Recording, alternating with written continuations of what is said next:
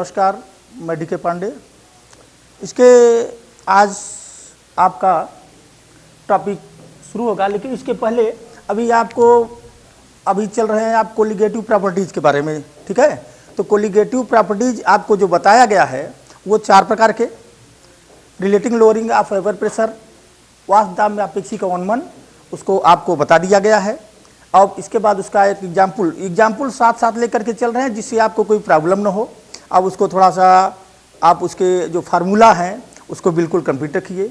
अब फार्मूला के साथ आपको एक एक एग्जाम्पल देते जा रहे हैं, इस पर एक एग्जाम्पल करा देते हैं, इसके बाद हम आगे अगले वाले में चलेंगे। देखो, आप लोगों के लिए अभी relative lowering of vapour pressure, वाष्प दाब का अपेक्षिक अवनमन आपने पढ़ा है। तो वाष्प दाब, इसमें आपको एग्जाम्पल भी दिया जा रहा है, इसीलिए कि ये देखने से बहुत बड़ा मत समझिए कि ये कठिन है। आपका बहुत ही इजी है और हर क्वेश्चन आप सॉल्व कर लेंगे। अब इसको सॉल्व करने के लिए हम आपको आसान तरीके से बता दे रहे हैं। अब इसको देखो, लिखा क्या है क्वेश्चन आपका कि किसी ताप पर एक विलायक का वाष्प दाब 0.416 बार है। ये आपका वाष्प वेपर प्रेशर है, इसको यूनिट है बार उसका। तो अच्छा, इसी में 0.5 ग्राम अवाष्पशील विद्युत अर्णवघट, जो नॉन इलेक्ट्रोलाइट आपका ये सॉल्यूट पदार्थ है, उसको ठोस को 42 ग्राम 42 ग्राम सॉल्वेंट में, विलायक में, जिसका विलायक का मोलर द्रव्यमान, ये मोलर द्रव्यमान मॉलिक्यूलर वेट जो है 84 ग्राम प्रति मोल है, इसमें घोला गया तो प्राप्त विलयन का वाष्प दाब, जो सोल्यूशन है उसका वेपर प्रेशर पाया गया 0.414 बार। तो इस ठोस का जो आपने अवाष्पशील जो सॉल्यूट विलेय पदार्थ मिलाया था इस विलयन में, उसका मॉलिक्यूलर वेट ज्ञात करना है, ठीक है। तो आपको इसमें आपको बता दिया गया है कि रिलेशन कि आपका वाष्प दाब का relative lowering of vapour pressure, वाष्प दाब का अपेक्षिक अवनमन किसके बराबर होता है? विलयन में विलेय के मोल प्रभाज के बराबर होता है। आपका ये राउल्ट का नियम बताया गया था। अच्छा, इसके लिए आपको फार्मूला बताया गया था P0 minus PS upon P। अब देखिए, वहां 2 चीज बताया गया, आप इसको दोनों लिख सकते हैं, P0 लिख सकते हैं। अब मान लीजिए ये विलयन है आपका बनाया गया है, इस सवाल में ये तनु है कि सांद्र है ये क्लियर नहीं है। कितने टेम्परेचर पर तनु होता है, या कितने पदार्थ कितनी मात्रा मिला देने पर विलयन को डाइल्यूट कहेंगे, या कितना मिलाकर कंसंट्रेट कहेंगे, ये निश्चित नहीं है। इसमें निश्चित करना जब कठिन होता है तो आपको एक फार्मूला बता के, यहाँ कोई प्रॉब्लम नहीं है, चाहे आप P0 लिख करके भी सॉल्व कर लेंगे, या PS लिख करके यहाँ PS कर दीजिए, सॉल्व कर देंगे, कोई प्रॉब्लम। इसमें जरा सा मामूली अंतर आता है। इसमें क्या है कि जैसे आप बताते हैं कि आज का टेम्परेचर बहुत अधिक है, तो एक स्टैंडर्ड टेम्परेचर माना गया है 25 से 30 डिग्री के बीच में, तो उससे अगर 30 डिग्री से ऊपर हो गया तब आप कहते हैं टेम्परेचर अधिक है। जैसे कहा जाता है ना, फिजिक्स में आपने पढ़ा है, स्पष्ट दृष्टि की न्यूनतम दूरी 25 सेंटीमीटर होती है। अगर उससे कम दूरी पर रखेंगे तो भी स्पष्ट नहीं दिखाई पड़ेगा, अधिक दूरी पर अब स्पष्ट आप मानक मान लिया गया है। इसमें डाइल्यूट सोल्यूशन का मानक क्लियर नहीं रहता, तो अगर आप ये सोल्यूशन का वाष्प दाब रख देंगे तो नो प्रॉब्लम, उतने में भी आपका सही आएगा आंसर, चाहे P0 रख के करिए, दिक्कत नहीं होगी। अच्छा, इसके बाद फार्मूला आपको क्या बताया गया है? विलेय के मोलों की संख्या, यानी विलेय का भार बटे मोलों की संख्या भार बटे अणुभार होता है। तो आपने ये या small w upon small m into capital M upon capital W। देखो, इसको थोड़ा सा अगर प्रॉब्लम कहीं याद करने में थोड़ा ध्यान दे लो, स्मॉल w है तो स्मॉल m, तो ठीक उसी का उल्टा स्मॉल है तो यहाँ कैपिटल हो जाएगा, और m यहाँ है तो कैपिटल M यहाँ हो गया। अब इसमें आप पहले किसी भी प्रॉब्लम को सॉल्व करने से पहले सबका मान लिख लीजिए, जिससे कि आपको केवल मान रखने में प्रॉब्लम न हो। अब यहाँ पर देखिए P0 इक्वल टू कितना होगा? P0 क्या है आपका? शुद्ध विलायक सॉल्वेंट का वाष्प दाब। ये देखिए, एक विलायक का वाष्प दाब यहाँ है, विलायक का वाष्प दाब है P0 का 0.416 बार, ठीक है। PS को देखिए, PS बराबर विलायक का, ये PS विलायक का वाष्प है, तो विलायक कितना पदार्थ है आपका? 42 ग्राम। देखिए 42 ग्राम विलायक में, दिख रहा है ना, तो विलायक का ये PS है ना, पीएस आपका क्या है, यहां पाया गया है विलयन का वाष्प दाब 0.414 बार। ये स्मॉल डब्लू क्या है, सॉल्यूट का मात्रा, विलेय पदार्थ कितना घोला गया है 0.5 ग्राम, 0.5 ग्राम। ये हो गया। अब चाहिए स्मॉल डब्लू हो गया स्मॉल एम, पदार्थ का इसका अणुभार, अणुभार कितना है, अणुभार तो निकालना ही आपका, स्मॉल एम आपको यही पता करना है, ये पता करना हो गया। अब कैपिटल डब्लू विलायक का भार, ये 42 ग्राम है, देखिए 42 ग्राम, ये हो गया। और अब क्या चाहिए आपको, small M capital M, molar दरमियान विलायक का देखिए कितना है, कैपिटल एम बराबर 84 ग्राम। देखिए सबकी आपका सबका मात्रा आपने लिख लिया। अब केवल फार्मूला में इसको आप स्थापित कर दीजिए और थोड़ा सा प्रयास करिए तो आसानी से आ जाएगा। देखिए इसको हल करिए, P not minus P S, P not है 0.416 माइनस पी एस है 0.414 अपॉन, अब चाहे बताए ना कि ये सॉल्यूशन का रखिए चाहे इसका विलायक का रखिए, तो 0.41 ये फार्मूला रखा है तो 414 हो गया, equal to small W 0.5 upon small M ज्ञात करना है आपको, into capital M 84 upon capital W 42, ये हो गया। अब देखिए इसको आसानी से अगर ये हल कर देंगे तो ये क्रॉस हो जाएगा, सीधे 2 आ गया और 2 का मल्टीप्लाई कर देंगे तो 1 आ जाएगा, यानी ये आपका हो गया। अब यहाँ देखिए इसमें से इसको माइनस कर देंगे तो क्या हो जाएगा 0.002 upon 0.414 equal to 1 upon M हो गया। अब इसका एम इक्वल टू क्या हो जाएगा, या एम इक्वल टू इतना अपॉन इतना 0.414 अपॉन 0.002। अब ये पॉइंट है तीनों, देख ले पॉइंट के लिए प्रॉब्लम नहीं होनी चाहिए, पॉइंट के लिए बता दिया गया है। ऊपर पॉइंट के बाद कितने डिजिट हैं 3, नीचे भी 3 है, तो पॉइंट तो ऑटोमेटिक कैंसिल हो गया। अब सीधे 2 से डिवाइड कर दीजिए, डिवाइड करने आता है 414 में, 2 2 जा 4 1 है तो ये 0 हो जाएगा, फिर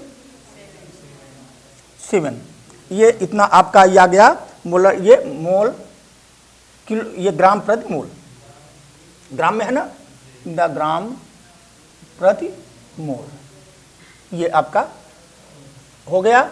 अब इसको स्क्रीनशॉट ले, देखिए देखने में बहुत बड़ा था लेकिन आपका कितना इजी है। इस प्रकार आप एक एग्जाम्पल हमने बता दिया है, एक आध और पढ़े, अगर घर पे जाने के बाद देखो ये न समझ पहले इसी प्रॉब्लम को सॉल्व करिए, ये आ जाता है फिर दूसरे पर नंबर लगाइए, समझा ना। एक आध 2 ठो करेंगे तो बड़े आसानी से आ जाएगा। ठीक है, स्क्रीनशॉट लीजिए, हम आगे चलते हैं इसके बाद।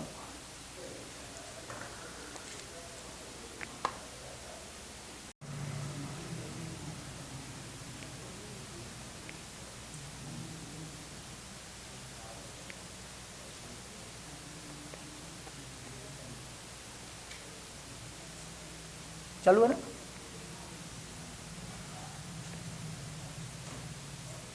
ठीक। अब अगला आपका relative lowering vapour pressure clear हो गया है। नंबर 2, दूसरे नंबर पर है आपका क्वथनांक उन्नयन, या क्वथनांक में उन्नयन कहिए चाहे क्वथनांक उन्नयन कहिए, उन्नयन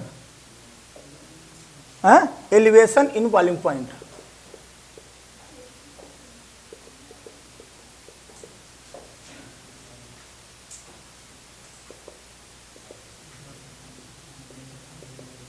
एलिवेशन इन बॉइलिंग पॉइंट यानी क्वथनांक उन्नयन, ठीक। ये आपका देखिए क्वथनांक उन्नयन हो गया, एलिवेशन इन बॉइलिंग पॉइंट। अब यहां अब आपको इसको पढ़ना है। अभी वहां लोअरिंग वेपर प्रेशर वाष्प दाब कम हो रहा था, अब यहां उन्नयन माने क्या होता है, वृद्धि। उन्नयन का मतलब बढ़ना, अवनमन मतलब कमी, उन्नयन का मतलब बढ़ना। तो अब इसमें आपको ये चाहिए ना क्वथनांक उन्नयन माने क्वथनांक में वृद्धि। तो पहले तो क्वथनांक होता क्या है इसको जानिए। बॉइलिंग पॉइंट आपका क्या होता है, जब किसी भी पदार्थ को आप गर्म करते हैं, किसी द्रव को गर्म करते हैं, पदार्थ में आपका लिक्विड होगा, लिक्विड को जब गर्म करते हैं तो पहले वो वाष्प में परिवर्तित होता है, वेपर परिवर्तित होता है। अच्छा, और जिस ताप पर ये बॉयल करने लगे, क्वथनांक को कहते हैं बॉइलिंग। बॉयल माने होता है उबलना, बॉयल माने उबलना। पानी आप डेली उबालते हैं तो पानी को बॉयल करेंगे जिस ताप पर, ऐसे भी दे सकते हैं कि जिस ताप पर पानी बॉयल करेगा वही उसका क्वथनांक कहलाता है। लेकिन नहीं, क्वथनांक रासायनिक भाषा क्वथनांक, अब पानी कब उबलता है एनटीपी पर, तो आप पता कर लेंगे कि एनटीपी पर दिया गया है कि जल का ताप 100 डिग्री सेंटीग्रेड होता है। 100 डिग्री पर पानी आपका उबल जाएगा।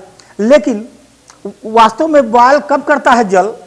जब जल को गर्म करने पर जल वाष्प बनता है, और वाष्प का जब दबाव पड़ता है और ऊपर से एटमॉस्फेरिक प्रेशर का दबाव, वायुमंडलीय दबाव, जिस ताप पर ये दोनों दाब बराबर होते हैं वही ताप इसका क्वथनांक कहलाता है। क्वथनांक की परिभाषा देखिए, आप अपनी लिख देंगे, जिस ताप पर किसी द्रव का दाब, जिस ताप पर किसी द्रव का दाब, द्रव का वाष्प दाब, द्रव का वाष्प दाब वायुमंडलीय दाब के बराबर हो जाता है या बराबर होता है, वह ताप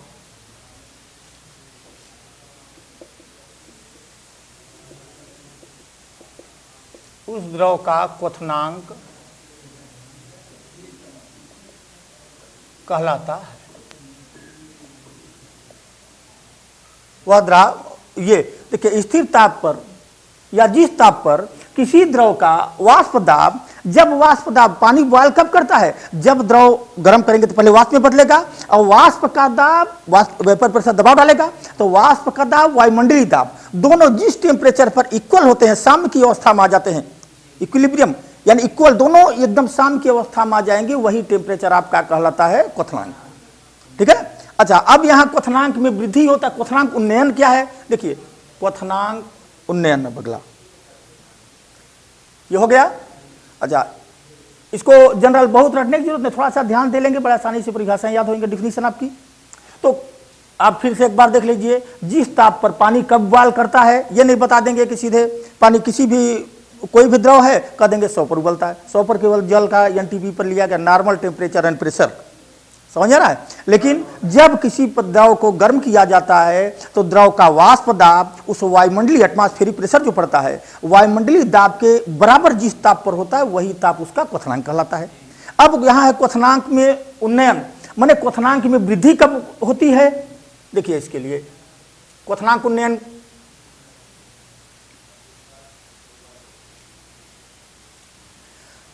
अब क्वथनांक में वृद्धि कब होगी? जैसे अगर ले लिया जाए कि एक, मान लीजिए आपके पास, ये देखो, एक द्रव है, शुद्ध विलायक है, इसमें द्रव यहां भरा हुआ है। जब ये शुद्ध विलायक है, विलायक, ठीक, अब इसमें जब इसको गर्म करेंगे तो इसका सभी जल वाष्प में परिवर्तित होंगे और ऊपरी सतह पर भागेंगे। ये जल ऊपर जाएंगे तो इसकी सतह पर ये ऊपर से क्या होगा? दबाव पड़ेगा, वेपर प्रेशर। इसका तो वेपर प्रेशर जितना, इसीलिए इनके कणों की अणुसंख्या गुणधर्म जो पढ़ रहे हैं, कणों की संख्या पर निर्भर कर रहा है, न कि उनकी प्रकृति पर। केवल सॉल्वेंट जो पदार्थ मिलाते हैं उनके कणों पर। अगर यहीं पर इसमें ये दूसरा आप ले लीजिए बर्थ पार्ट, और इसमें देखिए द्रव भरा हुआ है, जब इसमें कोई अवाष्पशील विलेय पदार्थ मिला दिया जाए, जैसे यूरिया मिला दीजिए, चीनी मिला दीजिए, किसी पदार्थ को, ये विलेय पदार्थ जब इसमें मिला दिया जाएगा तो इसका वेपर प्रेशर, ये विलयन है आपका। जब दो अवयव मिल गए, इसमें दो आपके कॉन्स्टिट्यूएंट मिल गए, इसमें कंपोनेंट, एक आपका सॉल्वेंट था और दूसरा सॉल्यूट मिला दिया गया, सॉल्वेंट तो दोनों, ये सॉल्यूशन बन गया आपका। अब इस सॉल्यूशन में अगर अवाष्पशील पदार्थ मिला गया, अब देखिए उनके कण, अभी उसके पहले आप वेपर प्रेशर रिलेटिव लोअरिंग पढ़ा आप वाष्प दाब का 1 में, कि वो उनके कण क्या करेंगे, यहाँ इसकी सतह पर आकर के कुछ स्थानों को घेर लेंगे, जिसके कारण इसका वाष्प दाब क्या होगा, कम होने लगेगा। अब जब वाष्प दाब कम होगा तो वायुमंडलीय दाब तो अधिक है, तो वाष्प दाब को बढ़ाने के लिए क्या करना होगा, अधिक उष्मा की आवश्यकता होगी। क्योंकि बॉयल कब करेगा ये, जब इसका वाष्प दाब वायुमंडलीय दाब के बराबर होगा। तो एटमॉस्फेरिक ऊपर से भी दबाव डाल रहा है, वायुमंडलीय दबाव, तो जब इसको वाष्प दाब इसका चूंकि अविलेय पदार्थ मिला देने पर कम होता जा रहा है, कम हो गया है, तो अब इसको वाष्प दाब को बढ़ाने के लिए क्या करना होगा। अब ये बैठे हैं, ये किनारे जैसे बैठे हैं, अविलेय पदार्थ के कण इसी पर चिपक करके यहाँ बैठे हो सतह पर, वाष्प को ऊपर नहीं जाने दे रहे हैं। अब जब इनको टेम्परेचर अधिक दिया जाएगा तब ये हटेंगे यहाँ से गर्म करने पर।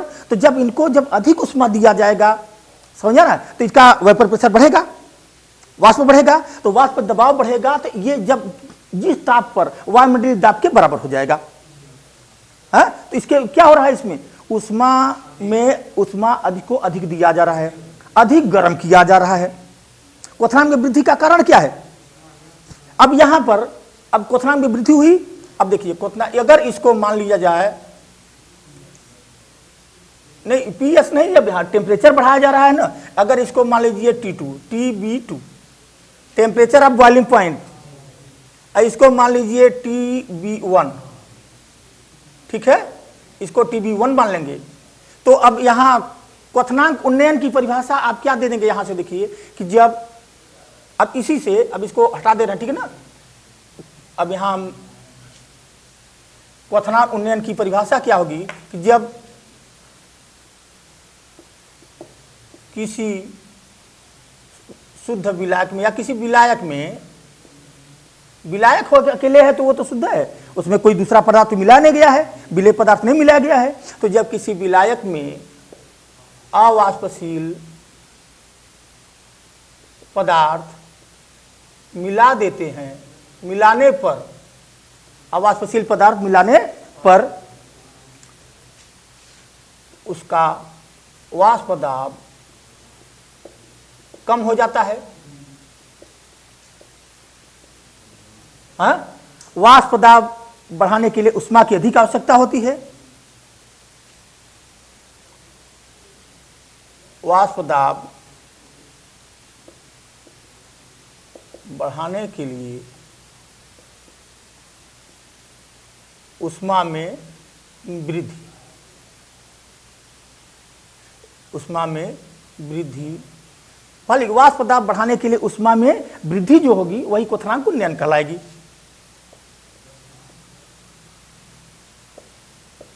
क्वथनांक उन्नयन कहलाती है। या ऐसे कह सकते हैं कि किसी द्रव में अवाष्पशील मिलाने पर उसको बॉयल करने में, उबालने में जितनी अधिक उष्मा की या उष्मा में जितनी वृद्धि होती है वह उसका क्वथनांक उन्नयन कहलाती है। जब वाष्प दाब कम होगा तो वाष्प दाब बढ़ाने के लिए अधिक उष्मा की आवश्यकता होगी। अधिक उष्मा बढ़ाने के लिए, ये वाष्प दाब बढ़ाने के लिए उष्मा जो वृद्धि होती है या जितनी उष्मा की अधिकता होती है वह इसका क्वथनांक उन्नयन कहलाती है। अगर क्वथनांक उन्नयन इसे डेल्टा टी बी द्वारा प्रदर्शित करते हैं।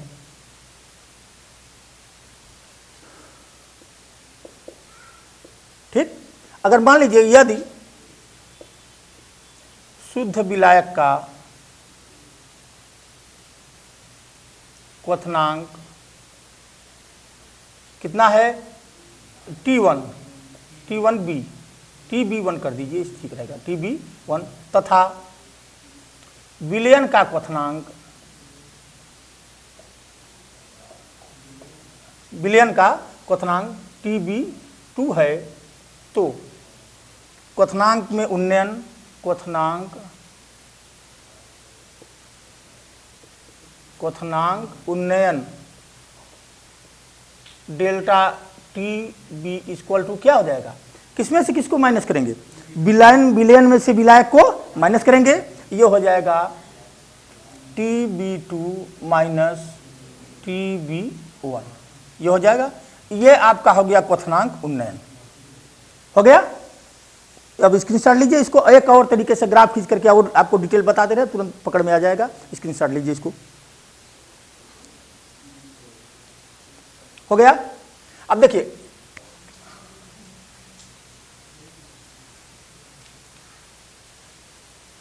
अच्छा, क्वथनांक उन्नयन को अगर ग्राफ से आपको प्रदर्शित करना है इस तरीके से देखिए, दिखा देंगे। अगर मान लीजिए ये आपका ग्राफ है, देखिए ठीक है। अगर यहां पर इसको यहां वाष्प दाब कर देंगे, वेपर प्रेशर P से व्यक्त कर देंगे वाष्प दाब को, इस टेम्परेचर को T से व्यक्त कर देंगे। इसका ग्राफ किधर जाएगा, ग्राफ से भी चेक कर लीजिए किधर जा रहा है ग्राफ इसका। अब यहां पर इसको जब यहां से टेम्परेचर, यहां से ये शुद्ध विलायक है आपका, ये क्या है, शुद्ध विलायक। यहां से जब इस शुद्ध विलायक को टेम्परेचर बढ़ाएंगे तो इसका वाष्प दाब बढ़ता जाएगा यहां से। तो देखिए इसका दाब इस तरीके से आगे की तरफ सीधा चला जाएगा। ये शुद्ध विलायक है, विलायक। अब मान लीजिए यहां पर एक एटीएम है, एटमॉस्फेरिक प्रेशर यहां से आपका ये है सीधा, देखिए 1 एटीएम। एटीएम मतलब एटमॉस्फेरिक प्रेशर, ठीक है, वायुमंडलीय दाब आपका। तो अब ये देख रहा है इसका टेम्परेचर यहां पर पहुंच रहा है। वाष्प दाब आपको बताया गया बॉयल कहां करेगा, जब इस टेम्परेचर पर, ये इस टेम्परेचर पर आकर के बॉयल करेगा, ठीक है। अब जब इसमें अविलेय पदार्थ मिला दिया जाएगा तब विलयन बनेगा। तो अविलेय पदार्थ मिलाने पर इसके वाष्प दाब में कमी आएगी। जब वाष्प दाब के इसका मतलब ये प्रेशर घटेगा तो ये आ जाएगा यहां पर, मान लीजिए गया। तो ये जब यहां से चलेगा टेम्परेचर बढ़ाने पर, तो ये देखिए यहां जा रहा है, ठीक है। तो इसका टेम्परेचर कहां रहा है, यहां आ रहा है ये। तो इसका टेम्परेचर अगर मान लीजिए TB1, इसका मान लीजिए आ गया TB2, बढ़ रहा है कि नहीं। अब देखिए वेपर प्रेशर आप कम हो गया तो इसको बढ़ाने के लिए उष्मा की आवश्यकता होगी। अब टेम्परेचर जब बढ़ रहा है तो ये आगे जा रहा है, वेपर प्रेशर बढ़ रहा है इसका। अब बढ़ने पर तो इसमें से अब ये जो बीच में डिफरेंस आता है इसी को डेल्टा T कहते हैं, माने T इसमें से इसको क्या करेंगे, माइनस। तो विलायक, विलयन के क्वथनांक से, या एक लाइन का लिख सकते हैं, विलयन और विलायक के क्वथनांकों का अंतर क्वथनांक उन्नयन कहलाता है। एक लाइन में परिभाषा आप छोटा सा लिख सकते हैं कि विलयन तथा विलायक के क्वथनांकों का अंतर क्वथनांक उन्नयन कहलाता है, डेल्टा T, TB। बी से इसी लगा दिया जाता है कि बॉइलिंग। अभी आप सेम इसी पर आ जाएगा, अभी फ्रीजिंग जब बताएंगे सेम यही चीज है, ठीक थोड़ा सा विपरीत है उसके, तो यहाँ कोई प्रॉब्लम नहीं। अब ये छोटा सा आप डिफिनीशन अपने आसानी से लिख सकते हैं जब इसको देखें कि विलयन और विलायक के क्वथनांकों का अंतर ही क्वथनांक उन्नयन कहलाता है, ठीक है। अब इस क्वथनांक उन्नयन से आपको अणुभार की गणना करना है, मॉलिक्यूलर वेट निकालना है। इसका स्क्रीनशॉट लीजिए, मॉलिक्यूलर वेट बता रहे हैं अभी आपको।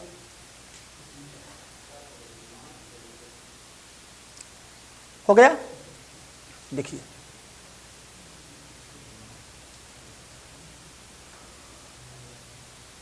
ये, देखिए इसी से ये पाया जाता क्वथनांक उन्नयन का नियम है। देखिए क्वथनांक उन्नयन नियम, ये क्या है,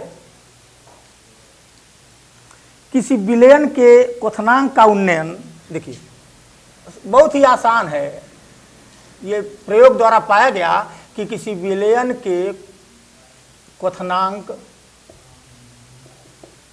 उन्नयन, किसी विलयन का क्वथनांक उन्नयन, विलयन में विलयन की मोललता, नाम आपने सुना है मोललता, विलयन की मोललता के समानुपाती प्रोपोर्शनल होता है, ठीक है।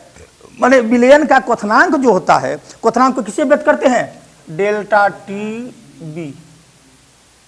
इससे अब अणुभार के मॉलिक्यूलर वेट के लिए आपका फॉर्मूला आसानी से आ जाएगा।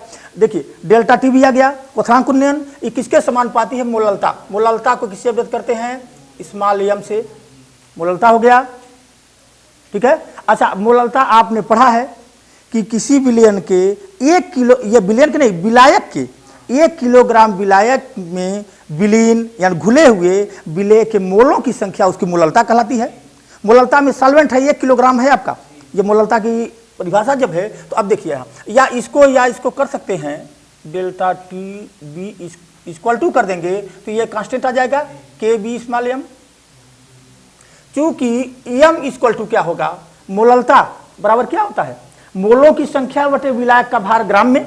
तो मोलों की संख्या क्या होता है, W अपॉन एम है, और विलायक का भार ग्राम में ही है, कैपिटल W इंटू 100, ये ग्राम में है आपका। यही आपने पढ़ा है कि विलेय के मोलों की संख्या बटे विलायक का भार किलोग्राम में।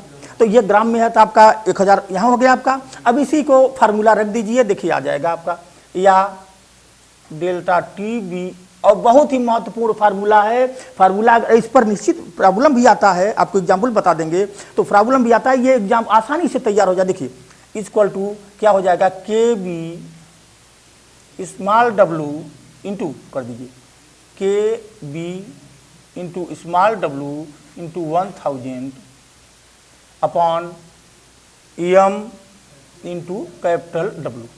कैपिटल डब्लू क्या है, विलायक का भार, स्मॉल डब्लू विलेय का भार, के बी जहां के बी क्या है, जहां के बी बराबर विलायक का मोलल उन्नयन स्थिरांक। के बी क्या है, विलायक का मोलल उन्नयन स्थिरांक। अब इससे यम का मान निकालेंगे आप, अणुभार निकालना है तो पक्षांतर कर दीजिए। स्मॉल एम इक्वल टू क्या हो जाएगा, एक ऐसे याद करिए 1000 के बी स्मॉल डब्ल्यू छोटे में बटे delta T B capital W. देखिए ये अणुभार के लिए आ गया। इसका जब मॉलिक्यूलर वेट निकालेंगे, आप अणुभार निकालेंगे तो अणुभार के लिए आप देखिए आ गया formula, M equal to 1000 K B small W बटे delta T B capital W, ये आपका हो गया। इससे आप मोलल, अच्छा अब यहाँ एक चीज आ गया, एक लाइन और बता दे रहे, मोलल उन्नयन स्थिरांक ये क्या होता है, जब किसी 100 ग्राम विलायक में, ये स्क्रीनशॉट लीजिए तो एक लाइन कुछ को बता दे रहे हैं।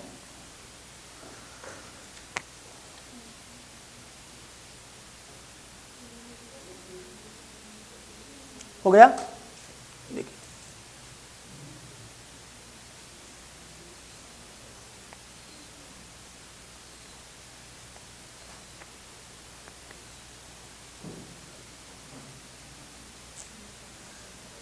आप देखिए मोलल, ये देखिए आपको अभी केबी आया था, केबी कांस्टेंट है आपका। मोलल उन्नयन स्थिरांक, आपको ये घबराने की बात नहीं, मोलल उन्नयन स्थिरांक जब कोई भी प्रॉब्लम सॉल्व करेंगे तो उसमें मोलल उन्नयन स्थिरांक दिया रहेगा, वो चूंकि कांस्टेंट है, जैसे टेम्परेचर कांस्टेंट होता है, फिजिक्स में पढ़े स्मॉल जी कांस्टेंट होता है, स्मॉल जी का मान 9.8 मीटर पर सेकेंड स्क्वायर, जो भी आप जानते हैं कैपिटल जी का मान कांस्टेंट होता है, स्पर्श दृश्य की न्यूनतम दूरी होती है कांस्टेंट। तो ये के बी ज्यादातर के आपका स्थिरांक है, ये है कांस्टेंट है, तो मोलल उन्नयन स्थिरांक, मोलल उन्नयन स्थिरांक ये क्या है, देखिए बहुत ही आसान परिभाषा है कि 100 ग्राम विलायक में यदि पदार्थ का 100 ग्राम विलायक में पदार्थ का 1 मोल घुला है, 1 मोल घुले रहने पर क्वथनांक उन्नयन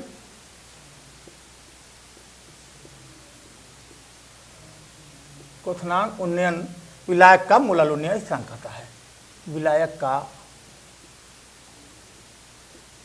मोलल उन्नयन स्थिरांक कहलाता है। देखिए विलायक, इसमें दो चीज ध्यान देना है मोलल उन्नयन स्थिरांक में, विलायक आपका कांस्टेंट 100 ग्राम रहेगा और उसमें पदार्थ का 1 मोल घोल देंगे तो जो उसमें उन्नयन स्थिरांक तैयार होगा, उन्नयन होगा आपका क्वथनांक उन्नयन जो होगा वही उसका मोलल उन्नयन स्थिरांक कहलाता है। बहुत ही आसान परिभाषा, छोटा सा, आप इसको कंप्लीट कर लेंगे। अब इसके बाद आपको एक एग्जाम्पल दे देते हैं, ठीक, स्क्रीनशॉट लीजिए, इसके बाद क्वेश्चन लिखते हैं। अभी तक आप एलिवेशन ऑफ बॉइलिंग पॉइंट पढ़ा आपने, क्वथनांक में उन्नयन। तो अब क्वथनांक में उन्नयन के लिए देखिए क्वेश्चन आपको दिया गया है। अब इस क्वेश्चन को समझ लेंगे, जिसके बाद पहले आप घर जाकर इसी क्वेश्चन को प्रयास करिए एक बार करने का। इस क्वेश्चन जब ये हल हो जाएगा तो दूसरे क्वेश्चन को आप प्रयास करिए उसमें, और बड़ा ही आसान है, कोई प्रॉब्लम नहीं है, थोड़ा सा आपको बता दिया जा रहा है, आसानी से पकड़ लोगे। देखिए कि 15 ग्राम विलायक में सॉल्वेंट है आपका 15 ग्राम, पदार्थ को ये समझते चलिए 15 ग्राम विलायक में इतना ग्राम घुले 0.15 ग्राम पदार्थ, 1.5 ग्राम पदार्थ से बना विलयन। विलयन का भार देखिए यहाँ दिया है, विलयन शुद्ध विलायक के क्वथनांक से इतना अधिक क्वथनांक पर उबलता है, इतने टेम्परेचर 216 डिग्री टेम्परेचर इस पर अधिक, इससे इतने पर उबलता है, तो विलयन का मोलल उन्नयन स्थिरांक दिया है इतना।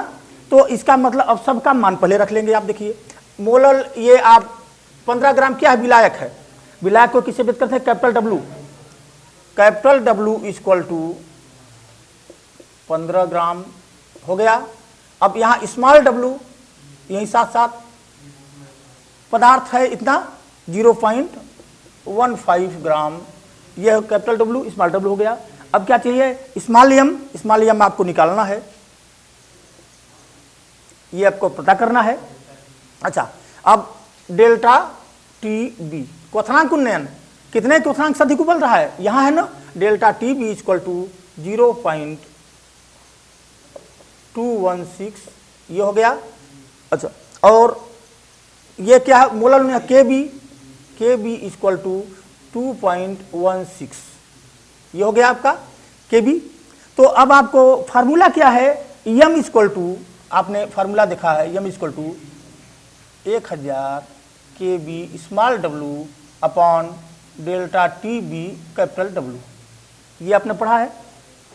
केवल आपको मान रखना है, देखिए इक्वल टू 1000 इंटू के बी का मान यहाँ है 2.16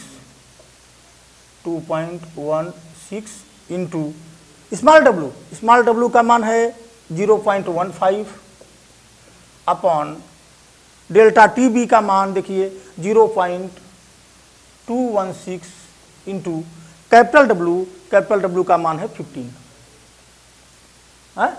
अब इसको आप सॉल्व कर लेंगे आसानी से। ये पहले तो देखो यहाँ प्रॉब्लम आपको क्या होती है, ये पॉइंट में प्रॉब्लम होता है, तो पॉइंट के लिए यहाँ दशमलव के बाद पॉइंट के बाद 2 डिजिट है ना, यहाँ कैठो है 3, तो अब देखो यहाँ पॉइंट के बाद 2 यहाँ है, 2 यहाँ है, 4 हो गया, यहाँ 3 है, ये है, एक ठो अगर और बढ़ा दो तो सब पॉइंट समाप्त हो जाए आपके, ये खत्म। अब ये अच्छा 0 से 0 क्रॉस करा दो, ये पूरा क्रॉस हो गया, ये भी पूरा आपका क्रॉसे हो गया, क्या बचा 100 ग्राम प्रति मोल, 100 ग्राम प्रति मोल। देखो सीधे सीधे आपका आ गया आसानी से, छोटा सा सवाल एकदम, ठीक है। आज के लिए बस इतना ही, अब कल आपका आगे चलेगा।